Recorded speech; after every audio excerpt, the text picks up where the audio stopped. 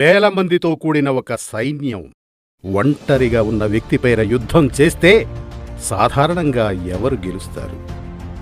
సైన్యమే గెలుస్తుంది కదా. ఇక్కడ యుద్ధం పేరుతో లక్షల్లో నెగిటివ్ కామెంట్స్, వేలల్లో ట్రోలింగ్ వీడియోస్, వందల్లో అసత్య ప్రచారాలు, పదుల సంఖ్యలో వ్యతిరేకపు ఇలా పెద్ద యుద్ధమే చేసినప్పటికీ ఇవేమీ కూడా ఒంటరి వ్యక్తి అయిన తీన్మార్ మల్లన్న గెలుపుని ఆపలేకపోయాయి. కంటేనే వినడానికి ఆశ్చర్యంగా ఉంది. రాజకీయాల్లో లేనప్పుడే మార్నింగ్ న్యూస్ ద్వారా రోజు ఒక గంట పనిచేసి గత ప్రభుత్వాన్ని కూల్చి ఒక మంచి ప్రభుత్వాన్ని స్థాపించడానికి మల్లన్న కూడా కారణమయ్యాడు.